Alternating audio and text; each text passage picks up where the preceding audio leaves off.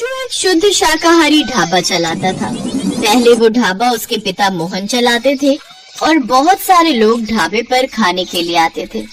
वहाँ से 5 मिनट की दूरी पर एक बहुत बड़ा शिव मंदिर था। लोग मंदिर में पूजा के बाद ढाबे पर खाने के लिए आते थे। अरे मोहन भाई, रोटी और भिंडी मसाला देना। हाँ मालिक, बैठ तो जाइए। स्पेशल भिंडी मसाला दे रहा हूँ, रोटी के साथ मस्त लगेगा। पता है भाई, तुम्हारे भिंडी मसाले के लिए तो आता हूँ। क्या भिंडी बनाते हो तुम? बिरजू तब छोटा था और ढाबा चलाने में अपने पिता की मदद करता था, लेकिन बिरजू को खाना बनाने का कोई शौक नहीं था। उसे मिट्टी से खेलना पसंद था। वो पत्थर से घर बनाता था। उस वजह से मोहन उसे डांटता भी था। उसके बाद बहुत दिन बीत गए। बिरजू बड़ा हो गया। मोहन बीमार पड़ गया। बिरजू की शादी हो गई और उसको एक बेटा भी हो गया। उसका बेटा 10 साल का हुआ तब मोहन का देहांत हो गया।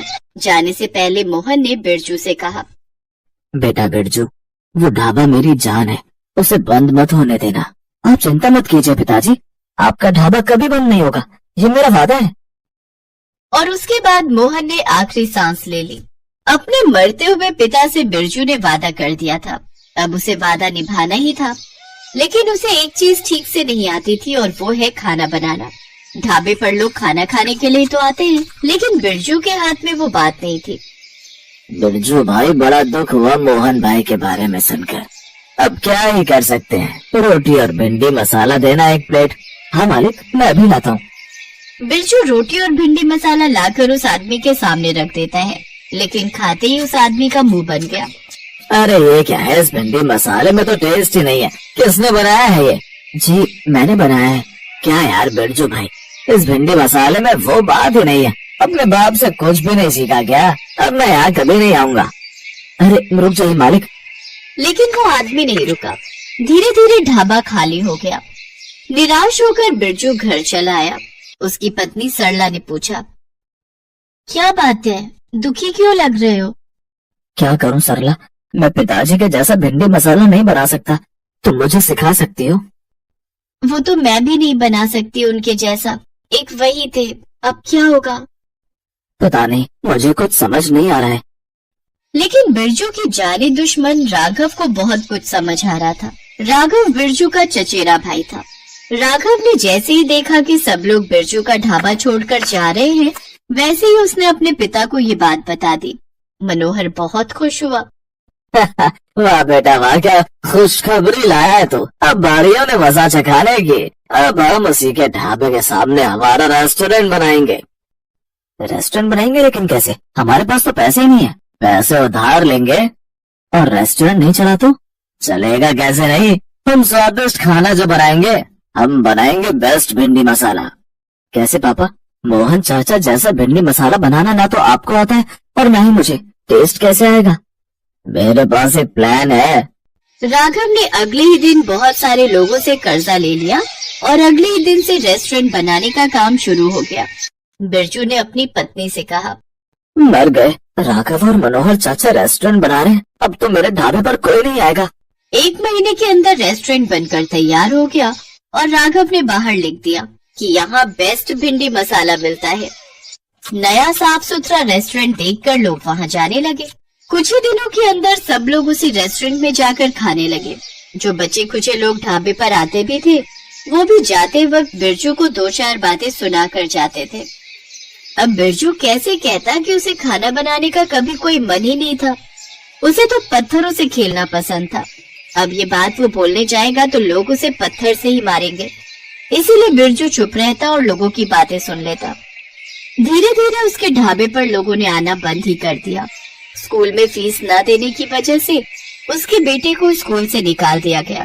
घर में 2 वक्त चावल और साग बनने लगा। एक रात को बिरजू रो पड़ा। सब कुछ खत्म हो गया सरला, मैं अपना वादा नहीं निभा पाया। पिताजी मुझे कभी माफ नहीं करेंगे। ऐसा मत कहो, लेकिन मुझे एक बात समझ नहीं आ रही है। राघव इतना अच्छा खाना बना कैसे रहा है? टेस्ट कहाँ से ला रहा है वो? पता नहीं, सीखा होगा कहीं से। ये दोनों बाप बेटे सीखने वालों में से नहीं है। ये दोनों तो चोर लफंगे धोखेबाज हैं।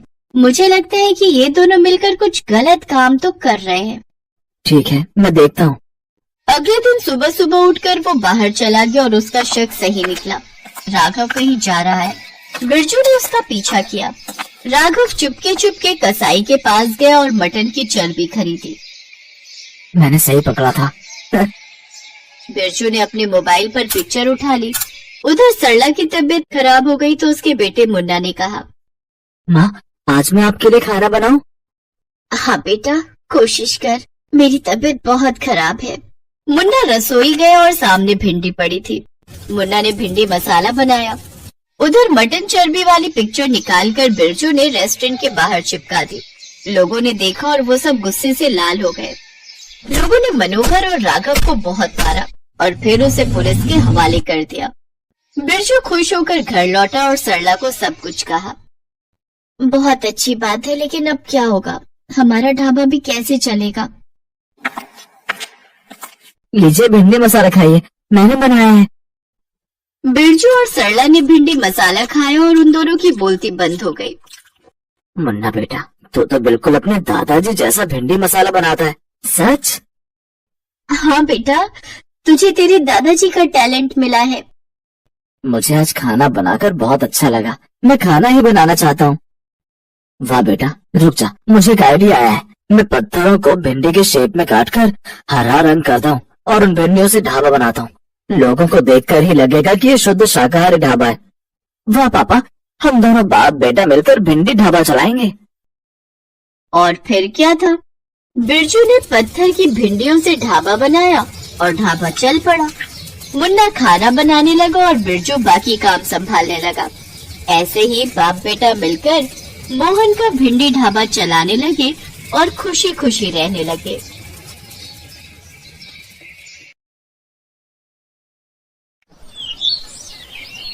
ये कहानी है सरिता की, जो एक छोटे से गांव में अपने पति केशव और 4 साल के बेटे बंटी के साथ रहती थी।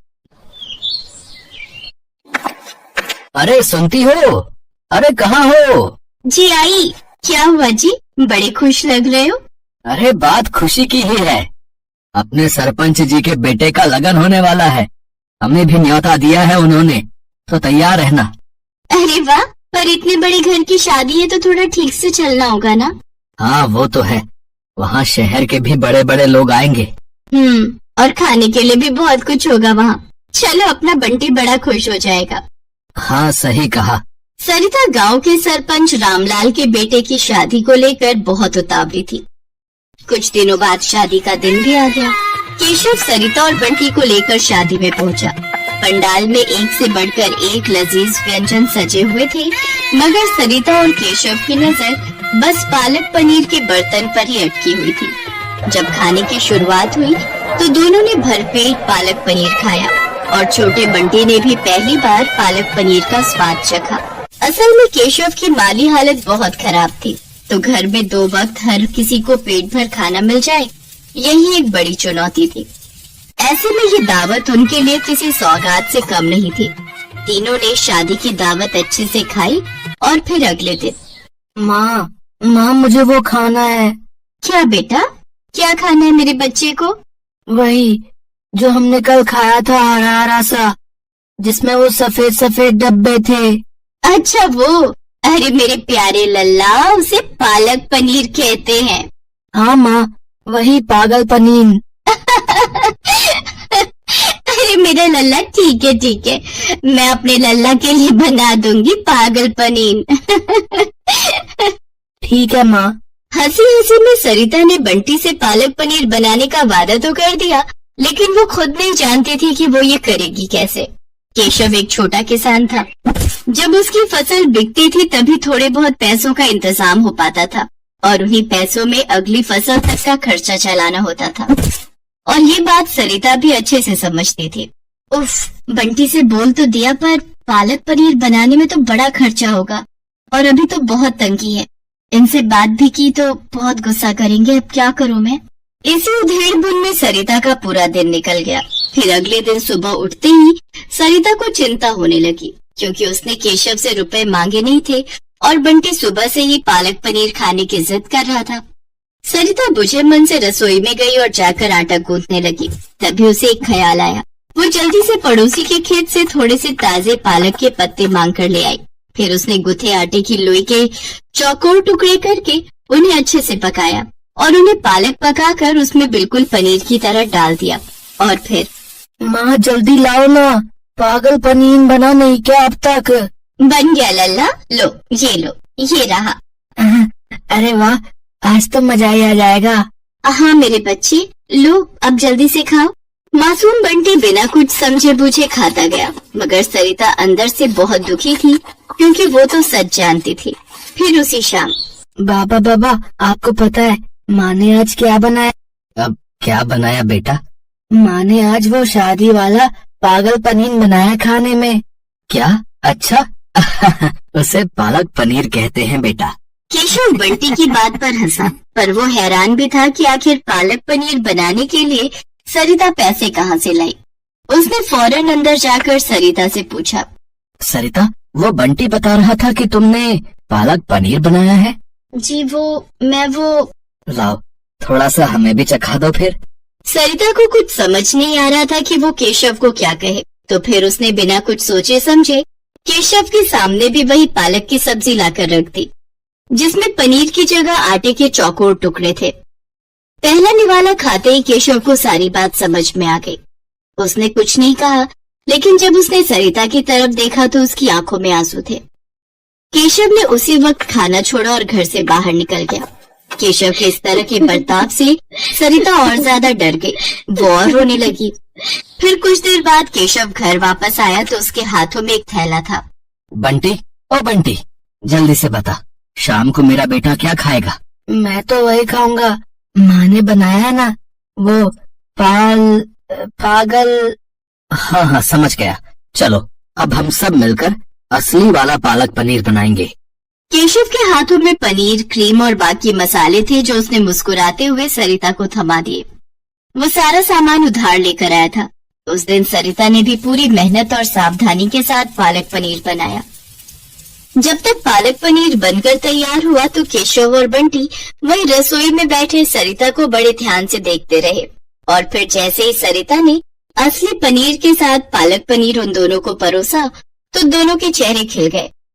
पहला निवाला खाते ही बंटी सीधा जाकर अपनी माँ के गले लग गया। ये वाला पागल पनीर तो शादी वाले से भी बहुत अच्छा है माँ। सच में सरिता, बंटी बिल्कुल सही बोल रहा है। तुमने तो कमाल कर दिया। अब मुझे लगता है अब तुम्हारा ये पालक पनीर ही हमारी किस्मत पलटेगा। जी मैं कुछ समझी नहीं, आप कहना क्या चाहते हो? देखो, मैं कई दिनों से खेती छोड़कर एक ढाबा खोलने के बारे में सोच रहा था। खेती की जमीन तो है ही अपने पास, उसी में एक छोटा सा ढाबा चलाने के बारे में सोच रहा था। लेकिन बस ये नहीं समझ पा रहा था कि अच्छा खाना बनेगा कैसे, जो लोगों को पसंद भी आए और खाना बनाने के लिए किसी को मजदूरी भी ना देनी पड़े। लेकिन अब सब समझ में आ गया है। तुम चलाओगी ढाबा और मैं और बंटी करेंगे तुम्हारी मदद। केशव की बात सुनकर सरिता की आंखों में खुशी के आंसू आ गए। उसे खाना बनाने का हमेशा से शौक था, लेकिन पैसों की कमी के चलते वो इस शौक को कभी आगे नहीं बढ़ा पाए। लेकिन अब उसका ये शौक उनकी कमाई का जरिया बनने वाला था, तो सरिता भी पूरी तरह से तैयार थी। अगले दिन से केशव ने बांस बल्लियों की मदद से ढाबा बनाना शुरू कर दिया और पूरे एक हफ्ते की मेहनत के बाद सरिता का पालक पनीर ढाबा बनकर तैयार हो गया। शुरुआत के लिए केशव को थोड़े पैसे कर्ज पर लेने पड़े, लेकिन फिर सरिता की मेहनत और लगन ने वो कर दिखाया जिसकी केशव ने उससे उम्मीद लगाई थी। यूं तो सरिता ढाबे के लिए खाने के लिए कई चीजें बनाती थी, लेकिन उसका बनाया पालक पनीर ही सबसे ज्यादा लोगों के सिर चढ़कर बोल रहा था। मजा आ गया भैया, पालक पनीर में इससे पहले ऐसा स्वाद नहीं आया, बता रहे। गजब बना भैया, गजब, कसम से। किसने बनाया वैसे? कोई खास कारीगर है क्या आपके पास? है जी हाँ, है ना। और वही इस ढाबे की असली मालकिन भी है। वो मेरी पत्नी सरिता, उसी ने बनाया है सब कुछ। अरे वाह, ये तो बहुत बढ़िया बात है भैया। तभी ठीक है। देखो भैया, अगले महीने मेरे घर में दावत है, तो दावत के खाने का